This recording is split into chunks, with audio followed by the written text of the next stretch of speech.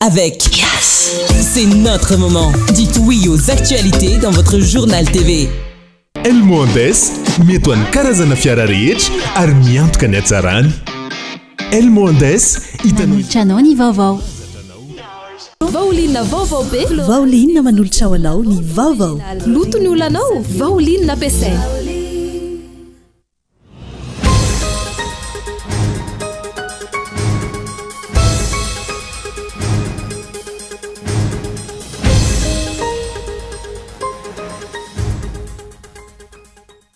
Mbola manana mpanao politika mazava mpandrosoana ny firenena isika eto Madagasikara fa tsy taitaitra fotsiny ka mitondra anjamba ny firenena. No mena sehatra ahafahana manatanteraka izany ve izy ireo sa hevitra olon-tokana no manjaka eto?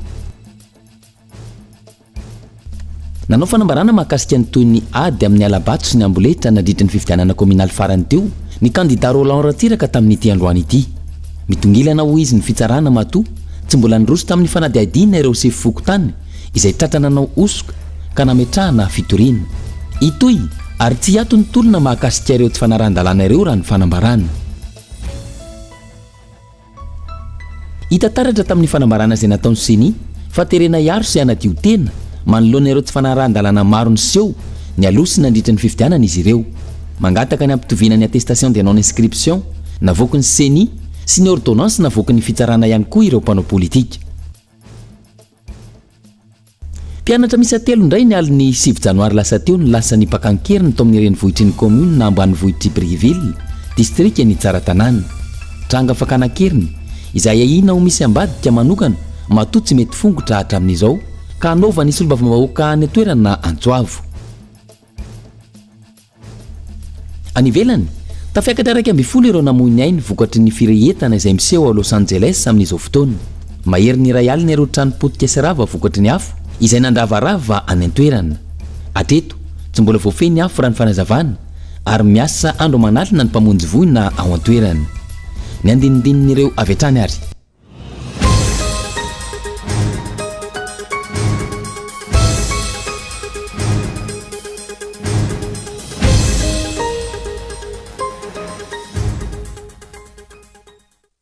Manatitra ny araba tompoko lasy tompoko vavy tonga soa atao anatin'ny fampahalalam-baovao amin'ny dialina ity manasanao anaraka izany hatramin'ny farany ny matoa andahatsoratra avy hatrany ndoesantarantsika ny fampahalalam-baovao amin'ny dialina ity. Mbola manana mpanao politika, manana politika mazava ampandrosoana ny firenena ve isika eto Madagasikara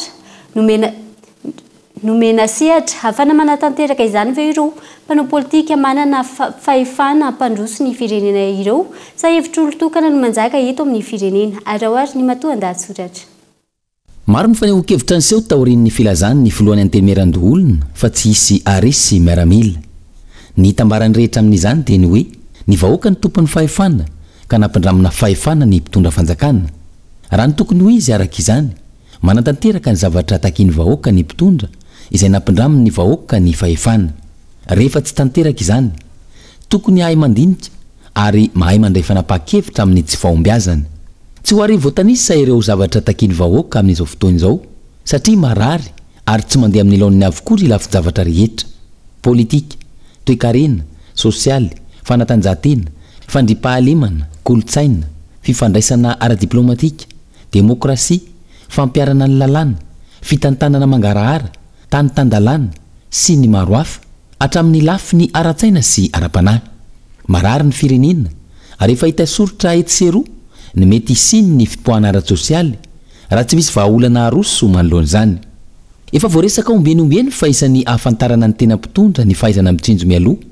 ny fahoriana sy ny fijaliana iaina ny vahoaka entiny. Izany hoe tokony efa mametraka mialoha ny paikady anamaivanana izany loza sy fahasairana ny mponina izany ny mpitondra fanjakana. Hita taratra amin'ny mpitondra ankehitriny ve izay fahaizana mitsinjo lavitra izay? Tao anatin'ny taona maro ny andrandram-pitondra mahay mijery sy mitsinjo azy ireo ny mponina. Taonanao antso atany efitra nefa izy ireo nandritra izay fotoana maro izay. Tsy misy famahana olana, saritsarina vahaolana no naroso teto hatr'izay, famonoana afo, fiarovan-tseza sy fahefana, fampitomboana arena sy ny sisa ka antony mahatonga ireo mpanao politika sasany ilaza fa fitondrana tsy azo antenaina intsony no mijoro ankehitriny. Miroso makany amin'ny fanjakan'olon-tokana ny fitantanana ny firenena ankehitriny ary fanjakana tsy refesy mandidy. Antony mahatonga ny rehetra iantso fanambarana hery hitadiavana vahaolana miaraka. Hitadiavana vahaolana miaraka satria mbola misy mpanao politika manana foto-kevitra mazava ijoroany eto Madagasikara. Mbola manana mpanao politika, manana politika mazava ampandrosoana ny firenena fa tsy taitaitra fotsiny ka mitondra anjamba ny firenena. Mbola misy ary maro ny olona manana fahendrena ka mahafantatra ny tena marary sy iaina ny vahoaka fa tsy revirevy sy rendrarendra fotsiny ihany. Maro ny olombanina manana fahaizana sy traikefa afaka manova izao fahoriana iainan'ny malagasy izao. Mbola misy ireo manana foto-kevitra sy viana arosony vahoaka fa tsy vola sy ireo karazana tolotolotra isan-karazany izay vao maika mampanitra ny malagasy toy ny zava-misy amin'izao fotoana. Ny fanontaniana mipetraka no mena sehatra ahafahana manantanteraka izany ve izy ireo sa hevitr'olon-tokana no manjaka eto? Nanao fanambarana mahakasika ny tonyady amin'ny Alabato sy ny Ambolehitra nandritra ny fifidianana kominaly farany teo ny kandida Roland Ratsiraka Androany. Mitongilana ho izy ny fitsarana Matoatsimbolany Roso tamin'ny fanadediana ireo lehibeana Fokontany izay tratrana no osoka ka nametrahana fitoriana. Itoy ary tsy atony tolona mahakasika ireo tsy fanaran-dalana ireo raha ny fanambarana fanadediana. Raha somary nangingina Andriamatoa Roland Ratsiraka sy ny mpomba azy nandritra ny fetin'ny farantaona sy ny taom-baovao dia iverina ao anatin'ny tolona indray ankehitriny manoloana ny tsy fakasitrahana ny voka-pifidianana kominaly Vonjomaika izay navoaka ny voamera maleo tena misana ny fifidianana ny 17 ny volana Desambra lasa teo. Mitongilana ny fitsarana manoloana ny fitoriana napetraka anenjehana ireo lehibena Fokontany sy lehibena Sampandrara nanao Ambolehitra sy Alabato nandritra ny fifidianana farany teo. Misy fitoriana napetranay fitorinany lehibe Fokontany zay nangalabato azahoanay proof maro be mbola tsisy enquête mandeha tsisy convocation na lehibe Fokontany malahelo zay fa mitongilana le tribunal dikan'izany. Tribunal zany natao hiaro ny vahoaka, hiaro ny lalagna, hiaro ny soatoavina républicaine kanefa ny mitongilana. Fa ro manaraka an'izany misy ihany koa ny fitorina eo amin'ny tribunal administratif zay nataonay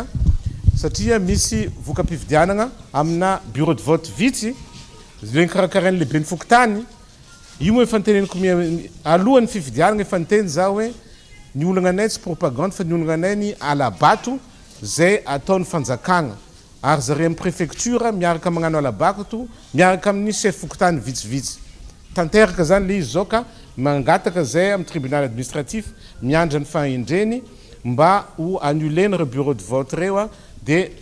mazava loatra fa zahay no mahazo fandresegna. Io zany fatapoko fatapirenena flagrant délit magnina tsy convoqué le lehibe Fokontany tsy azo ekegna zany tokolasy tokovavy ka zay tsy agneky hatramin'ny farany. Nitondra valikafatra ho an'ireo izay nivohy fa efa nandray vola be Andriamatoa Roland Ratsiraka ho tambony ny fanekeny voka-pifidianana navoaka ny voamera maleo tena misana ny fifidianana io izay nampandresy ny kandida miaradia amin'ny mpitondra ankehitriny. Iana azo miliara one mampome anazy zany. OK? Firy-taogna tsika nagnano fifidianana, firy-taogna tsika nilatsaka fidigna tsy maintsy tadiavagna fandotogna hafa satria fantanjareo fa tsy mety resy fogna. Fa io tsy mety resy tsy zafa le zavatra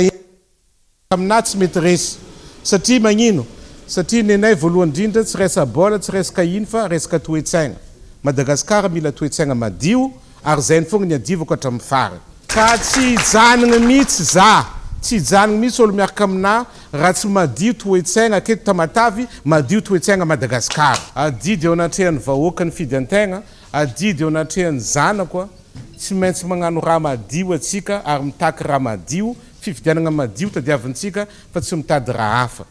Ary rehefa azon'zare fitondragna teo ta Tamatavy, tsara ve tagnano Tamatavy, tsisy raha manjary. Zao koa zare mbola tiady alaka ihany koa, mbola tsisy raha manjary ihany koa. Atsika mila tanàgnantsika manjary. Kazana karakory na karakory. OK? Tsika tsy maintsy miady hatramin'ny farany fa taranakitsika ny tanàgnantsika no iaigna lava agnatin'ny lenga, iaigna lava agnatin'ny raha tsy manjary. Na faly na tsy faly zare za tsy maintsy mijoro ho an'ny vahoaka ny Tomasina mandrakizay dory amen.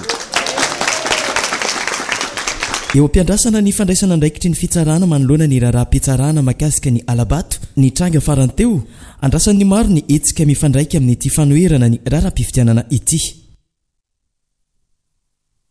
Nanao fanambarana miaraka tsy anaiky ny voka-pifidianana ireo kandida ben'ny tanàna sy mpanolotsain'ny commune avy amin'ny antoko Timma toana ny vondrona firaisan-kinina. maro loatra ny tsy fanarahn-dalàna sy ny amboletra natao izy ireo ary tsy azo ny tenana intsony sy ny fifandimbiasa pahefana amin'ny alalan'ny fifidianana eto Madagasikara. Gaeton Andriatsilavo. Mitsipaka marin-drano ary tsy anaiky ny voka-pifidianana izahay hoy ireo kandida ben'ny tanàna sy mpanolotsaina avy amin'ny antoko tiako Madagasikara toanany ny firaisan-kinina raha nanao fanambarana miaraka ny maraina teo. Antony maro loatra ny tsy fanarahan-dalàna sy ny amboletra natao ampandanina ireo kandida mpanjakana araka ny fampatsehivana nataon'izy ireo. Zotra-pifidianana feno tsy fanarahan-dalàna ary fifidianana feno osika sy alabato no nisy tamin'ny commune manerana ny Nosy. Fanakanana tamin'ny fomba samihafa ny filatsahako fidin'ny kandida. Fampiasana ny fahefam-panjakana, ny volam-panjakana, ny piasa-panjakana ary ny fanana-panjakana nanaovana fampelezan-kevitra nanoanana ireo kandida natolotra amin'ny anarany antokon'ny fitondrana. Nisy mihitsy aza moa ireo kandida nilaza ampahibe maso fa izy ireo no kandida mpanjakana. Fanokafana indray tamin'ny fomba tsy ara-dalàna ny lisitry ny mpifidy ka nampidirana tamin'ny alalan'ny osika ireo anaran'olona manaliny tao anaty lisitra tamin'ny alalan'ny ordonnance. Fanararotana ny fahantrano ny vahoaka ka nividianana ny safidiny tamin'ny fomba maro samihafa tahaka ny fizarana tsimbina. Ankoatra ireo ny fampiasana bulletin précoché fitaterana olona avy amina commune hafa ifidy ankeriny ary imbetsaka tamin'ireo biro fandatsaham-bato samihafa. Ny tsy fahafahana nanao fampitahana no ny famoahany seny ankamehana ny voka-pifidianana vonjomaika. Ankehitriny mijabaka amin'ny raharaham-pitsarana ihany koa ny seny ka manery ankolaka ny mpitsara. Raha ny voalazany lalàna dia mifarana eo amin'ny famoahana vonjomaika ny voka-pifidianana ny anjara andraikitry ny seny. Noho izany ny fanaovana fanambarana nataon'ny seny niaro sy nanamarina ny fahalan'ny kandida mpanjakana tamin'ny talata 7 janoary lasa teo iny dia fitsabahana amin'ny raharahan'ny fitsarana sy fanerenan-kolaka ny mpitsara amin'ny fanapahan-kevitra izay ho raisiny manoloana ireo fitoriana maro izay tonga eny am-pelatanany. Fengy dia tsy fifidianana ny nisy nanerana ny commune maro fa fandrombaam-pahefana ankeriny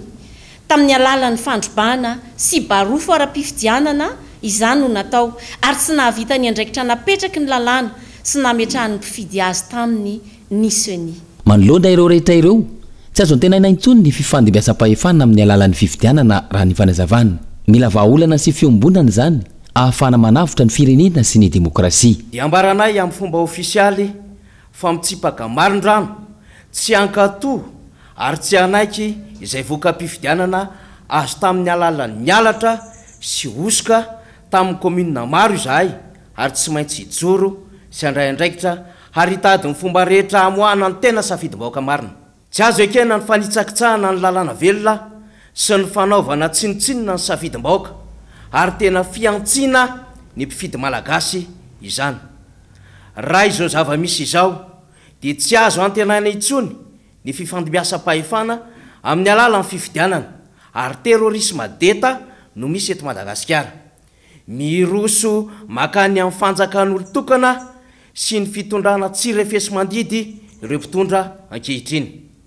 Noho izany dia miantso ny kandida, ny mpifidy, ny antoko politika sy ireo fikambanana ary ny olom-pirenena rehetra manaraka izao raharaham-pifidianana izao zahay hitsangana, hifanantonaingana ary hanambatra ny hery hiatrehana izao famotehana ny demokrasia sy ny hoavin'ny firenena izao. Takina ho izy ireo ny amoahana ny dika mitovy ny listy ny ordonnance nandrafetana ny lisy mpifidianana. Takina ihany koa ny amoahana ny Jean-Luc na hiditra ponja no ny antony izay ambaran'izy ireo fa tsy mitombony. Fahita taratra amin'ny fanambarana izay nataon'ny seny faterena hiaro sy hanadio tena manoloana ireo tsy fanarahan-dalàna maro niseho ny aloha sy nandritra ny fifidianana izy ireo. Mangataka ny ampitoviana ny attestation de non-inscription navoakan'ny seny sy ny ordonnance navoaka ny fitsarana ireo mpanao politika. Ny lahatra Nevson. Na eo aza ny fanadiova-tena ataon'ny seny manoloana ny fifidianana ben'ny tanàna farany teo, hita sy taratra ny endrika tsy fanarahan-dalàna ho ireo mpanao politika. Hita fa miezaka ny miaro atrandry aty voamera maleo tena misana ny fifidianana ity sangy tsy voatery hanao izany ireo teknisiana. Azo atao tsara ny mampitovy ireo attestation de non-inscription navoaka ny seny sy ny ordonnance raha ny fanazavana. Nenareo asena miaro nareo fa tsy ny lainga ny lazahina akory. nga raha hoe nekena ny ordonnance araky ny lalàna dia mamelanareo ve zany izany tsy mahalala ny reny a fahotana mahafaty alatra be vava osoka be vava natao tamin'ny ordonnance mbala zao ary avoay eto a de teny valiko amin'ny seni fotsiny de tsotra avoay a ny olona nangataka tao aminareo a ny attestation de non inscription à la liste électorale raha mba tena mitondra mangarahary nareo ka tsy te ho tenenina intsony de avoay a izay liste zay de ho jerentsika ny ordonnance mivoaka de ho hiteo zany a iza ny tena nanao ny tsy ara-dalàna lahatra be da be ny olona raha makany amin'ny tribunal manao ordonnance satria individuel ny demande ary tsy afaka mangataka ordonnance raha tsy maha certificat de résidence any amin'ny fokotany fa tsy hoe za mipetraka any Dego de nakaty Antananarivo a de mangataka ampidirina anatin'ny liste afa tsy ny candidat za zao tany Majunga tsy naka ordonnance fa zoako mihitsy ny tonga de nisoratana to anatin'ny liste satria za candidat tany Majunga ka azavady tamin'ny fotoana toy ny ahoana no tonga teny amin'ny fitsarana ireo olona miisa eninalina mahery nangetaka ordonnance raha ny fanazavana ankoatra izany manana azoa ametraka fitoriana ny senisy sangisy ny tsy fahatombana ny asa izay ataontsy anofa atsikerany maro fa tsy nisy maolona azy ireo raha ny fanazavana ka tokony nisy azaka atsikerany eo anivony nisy seni kany zany olona hoe 36 000 zany milahatra eny amin'ny tribunal saisary no milahatra eo gendarme full camion avoka drina fa 30 000 olona zany nyvoalaza tany Majunga misy 4 000 olona mba mijery any tribunal ray ny eo Majunga tsy mahita mihitsy olona milahatra tsy nahita jour d'ordonnance andro nitsaranandreo olonareo hoe am'izao a natsona reo olonareo zay ny anisany nangataka tany Majunga ka vaizary zany le ordonnance de manina manao valopiraigny loatra sa fotsiny nareo any nangataka ordonnance tena zany ane le ozy hoe manahirana amin'ny olona ny anatra mba mijoroa anatin'ny honnêteté intellectuelle fa lasa manahirana raha ohatra tena misy diso fanaratsiana nareo mivantana fotsiny amba olona nareo tena disoko ny olona manao an'izany tena disoko tsy ekeny eritreritro zany mba zarakotokoarivo fa raha ny asa zay ataonao zay misy fiatraikany amin'ny fiainam-bahoaka de mahatatesy anao fa tsy maintsy miteny ny olona fa tsy fanaratsiana anao zany akory fa fanakianana amin'ny asanao zay tsy mety andrasana indray araka izany ny fanazavana avy amin'ny seni manoloana ireo zavatra misy nandritra ny fifidianana tompona ndraikitra amin'izay mety hitranka aoriny ny famoana ny vokatra ofisialy ny voka-pifidianana ny seni no ireo fa tsy fanarahan-dalàna maro nataon'izy ireo akony izay fifidianana izay atrany novaina ny vato navadika ho vato manakery ireo vato fotsy sy vato maty anyka nivadika ny vokatra vonjimaika navoaka ny seni ny candidat ben'ny tanàna ho talata volonondry nametraka fitoriana izy ireo ka nalatsinainy ho avy izao no hiatrika ny fotoam-pitsarana manoloan'izany manao antsoavo ny candidat sy ireo pombazy mba hitsararaka ny lalàna ny fitsarana misana ny ady amin'ny fanjakana fanampanazavana atoko tanteraka anareo izahay ary nionay fa ianareo sisa no andrafitra afaka hisoroka ny mety ho krizy ateraky ny fifidianana eto Madagasikara mitodika manokana amin'ny candidat Irmara izahay efa nomena anareo fa efana rehetra ahafahanareo mandresy nomena tombo manokana ianareo mialoha ary mandritra amin'ny fifidianana nateo amin'ny fandrafetana ny lisy fifidianana izany satria dia maro tamin'ireo izay fantatra fa hifidin'ny candidat tim efa nifidy izy ireo tamin'ny fifidianana député kanefa no nitonga amin'ny fifidianana ben'ny tanàna dia tsy tao anaty lisitra indray taony fanerena ireo mpiasa-panjakana isan-katsokajiny na ankolaka izany na mivantana ny fanerena ny ray aman-dren'ny mpianatra tena nivon'ny sekolim-panjakana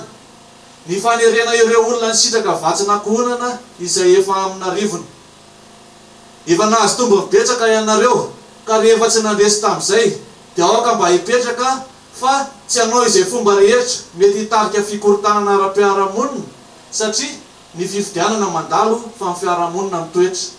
dia ila fomba vao iny ihany koa no entina misento anatin'ny doka vetivety ndao ary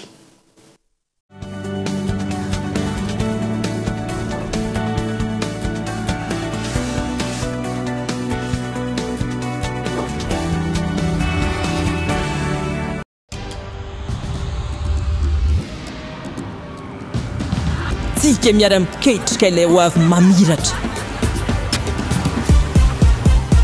miara-manorony mamorony tsy hijanona tsony satria efa ainao fa tsika tanora no tompony ndao ifandray hitady inspiraka vaovao hanoratra ilay peizy vaovao mety amintsika afaka mamorony maneho ny maizy atsika efa aty amintsika zao ny baolina tsisy anakantsika satria isika iray mifandray miara-manokatra lalana vaovao ka tonga le fotoana zao dia zao ndao falera Thelma miova o yes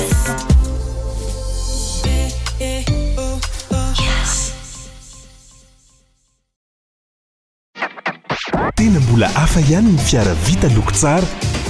miverina ny hatsarany ary vao maika mibikery Elmondes kalitao égyptienne manaraka ny fenitra iraisam-pirenena loko mangirana sady mateza mahazaka ny fiovan'ny toetrandro Elmondes mety ho an'ny karazana fiara rehetra ary miantoka ny hatsarany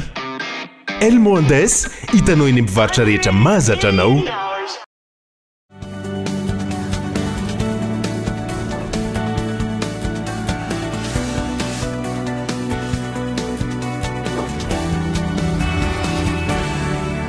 mamerina ny araba tompoko lasy tompoko vavy tonga soa indray atao anatin'ny tapany faharoa sady farany fampahalalam-baovao mbola manasana ao hatrany anaraka izany hatramin'ny farany anohizantsika ny fampahalalam-baovao ia mafy ny faty antoka ho an'ireo mpandraraha malagasy misy hatramin'ny fanafarany entana avy any ivelany vokatry ny fanaova ny mpitondra fanjakana be marenina mikasika ny tokony hanovana ny lalàna izay mametra ny vola farany ambony afaka hoentina mivoaka any ivelany ho ireo mpiantsehatra amin'ny fanafarany entana tamin'ity androany ity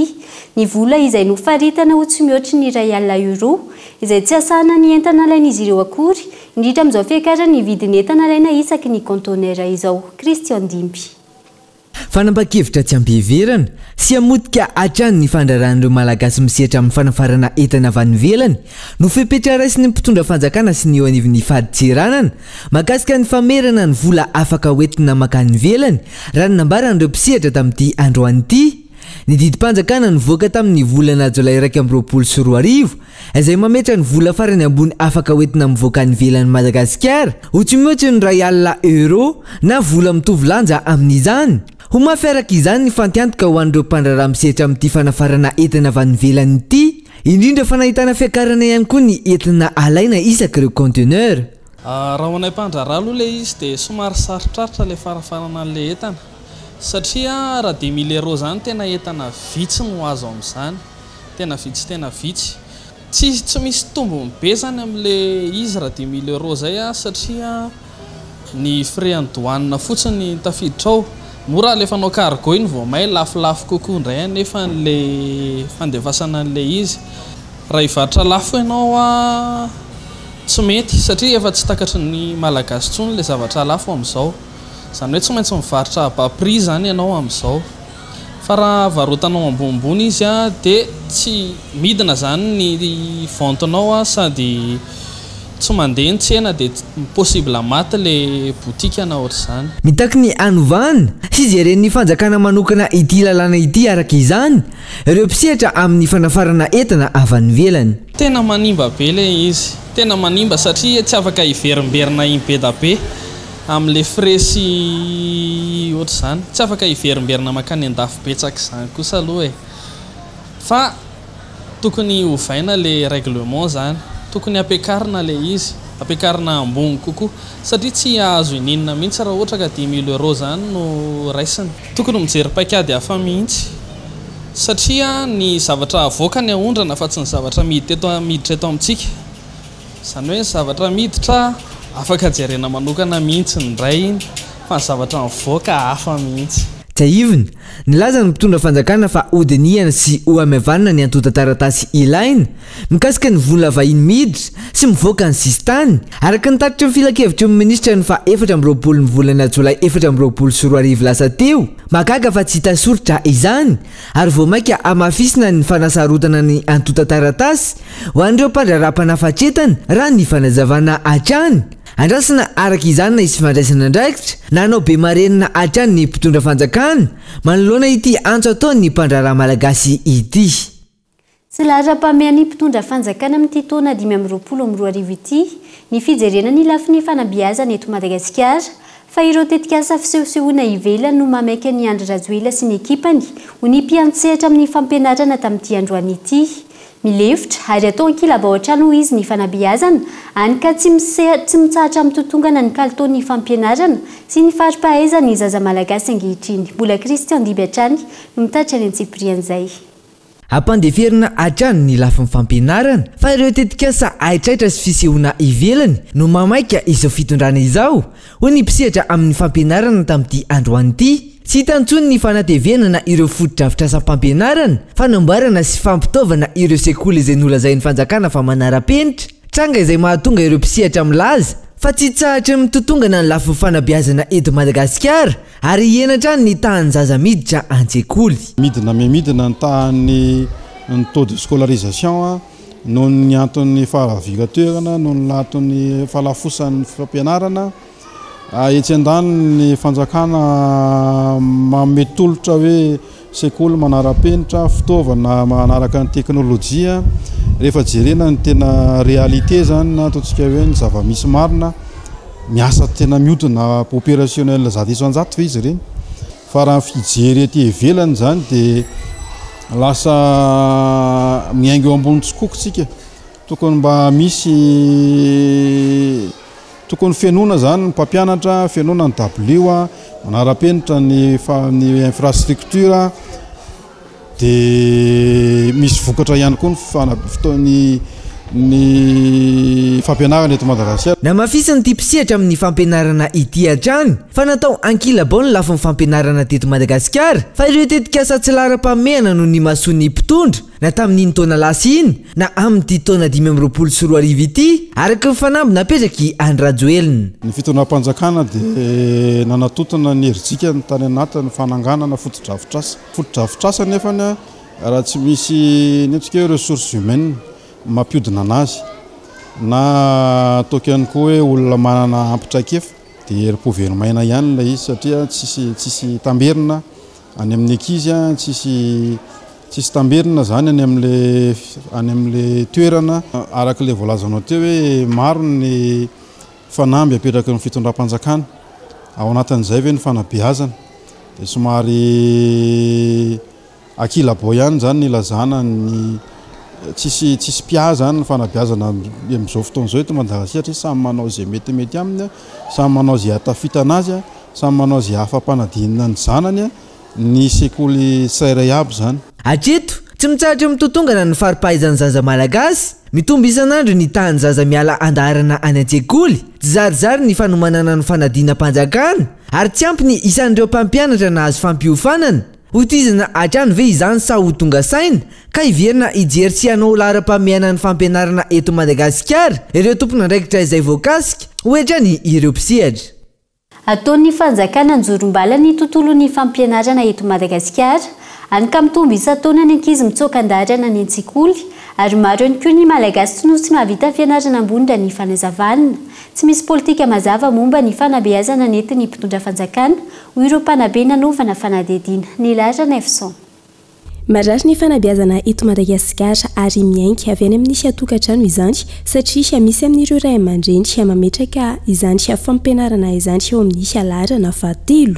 Misy koa ny manalanjana ny rehefa mavita ny eny amin'ny ambaratonga fotra fa eo ihany koa ny fasairanana maro samihafa. Amin'ny ankapobeny ny tsy fampiny ny sekoly ao amin'ny faritra lavitra ny tsy fampiny ny fitaovana ary ny tsy fanjariany ny fampitaovana no olana lehibe raha ny lafin'ny fampianarana no resahana ho an'ny eto amintsika. Ny eo aza ny olana arabola misy eo amin'ny fanjakana tsy tokony ho tsintsiniavina ny lafin'ny fanabeazana sy ny fampianarana raha tiana ny ampandroso ny firenena sy anosina ho avy mamiratra. Ekenay ny tsy fampim-bola eto Madagasikara fa kosa okanao zay tandrify zay tena mamety azy satria raha ilaza aminao zany zao hoe ny fadiranovana indrindra eto Madagasikara ka ny mpampianatra mba misy fanampiana ny mpampianatra ve raha ilaza aminareo fotsiny zay zao amin'izao fotoana zao hoe nandritry ny telo taona ane zay ka tsy nisy maroboninahitra azon'ny mpampianatra mahazo mijerina reo fa tsy nisy tsisy fijerenan'le mpampianatra de noho izany zany hoe tsy ny carburant mamaky anay fa mba jereo le mahaolona ny olona fa tena ny aremina voalohany indrindra eto Madagasikara tsy ny safirana ny volamena fa ny olona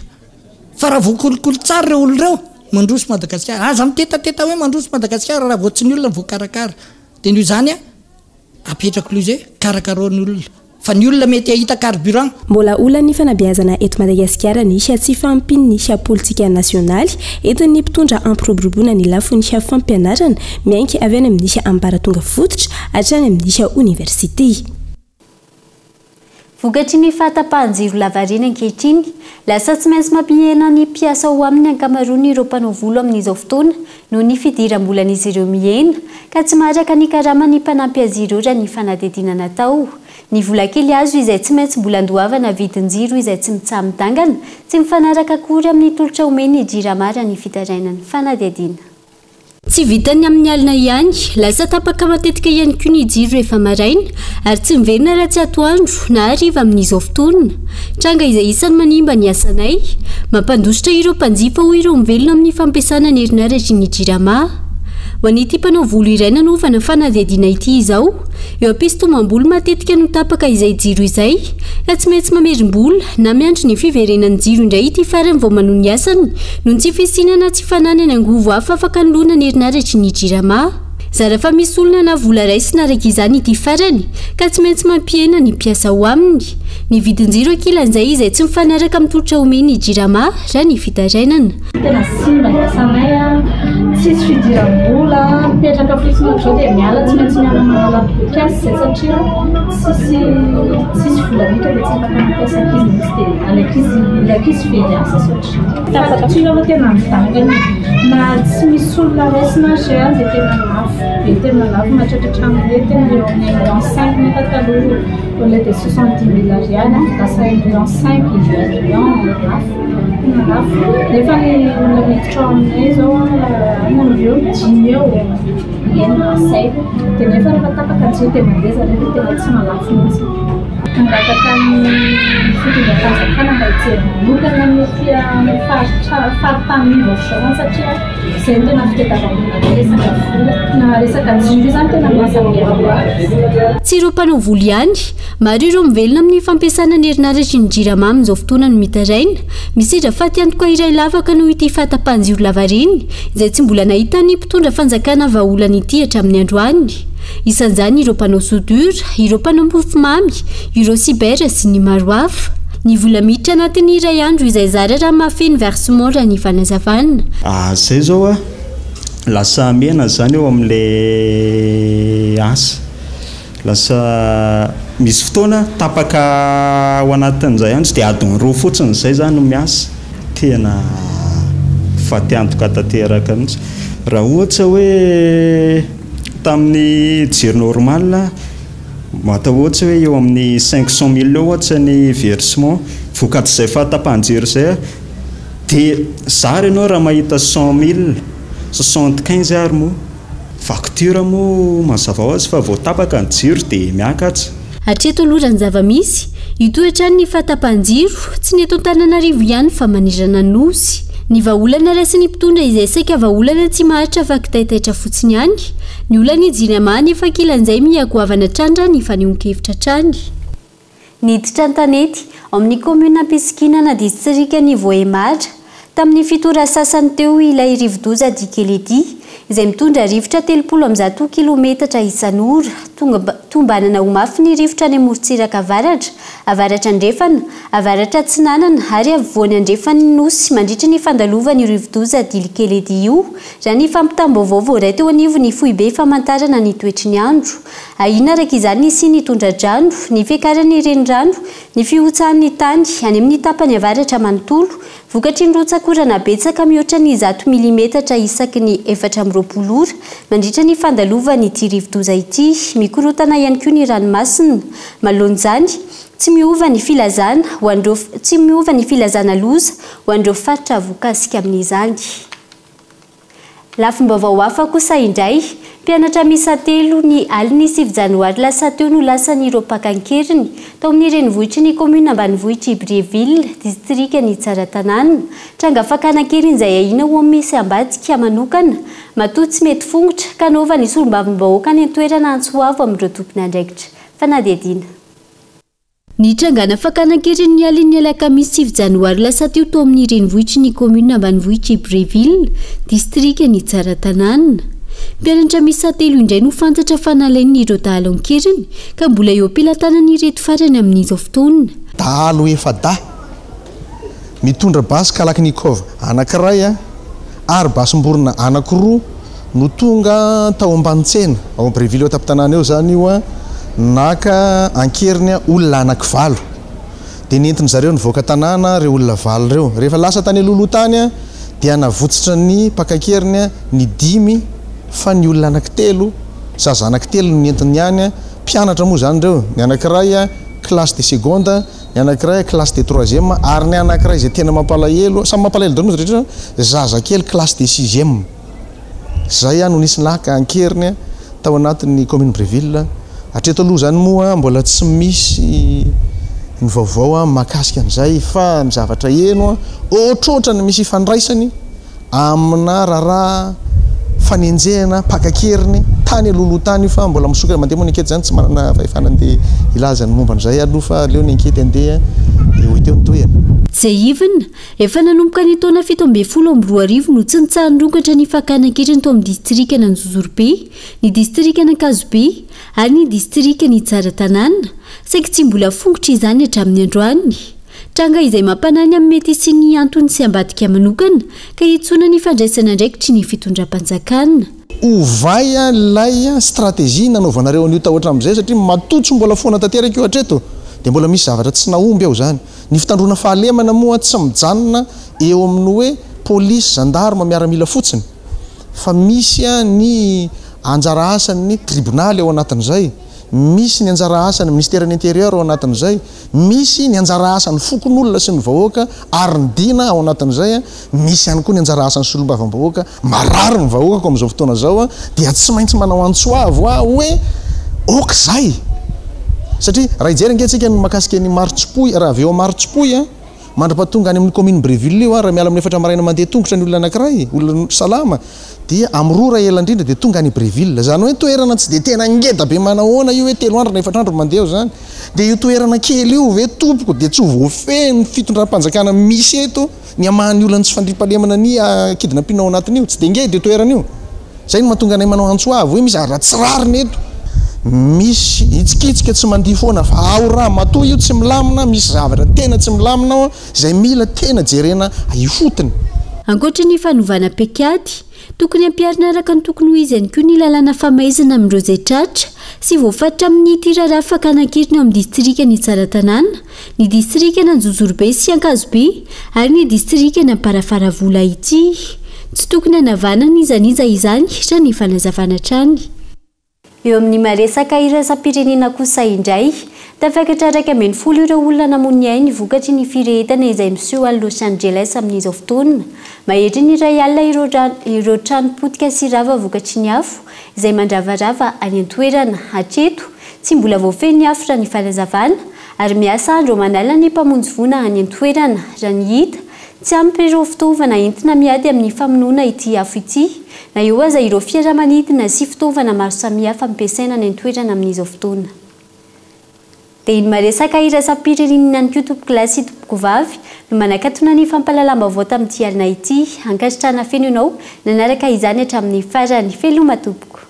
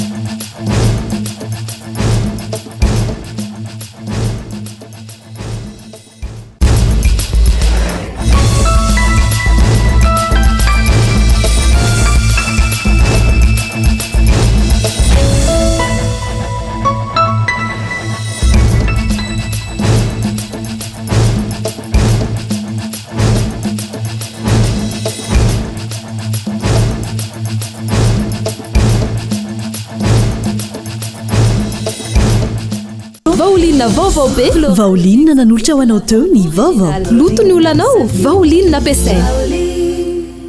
Elmondes mety ho an'ny karazana fiara rehetra ary miantoka ny hatsarany. Elmondes il a présenté ny vaovao avec Yes. C'est notre moment. Dites oui aux actualités dans votre journal TV.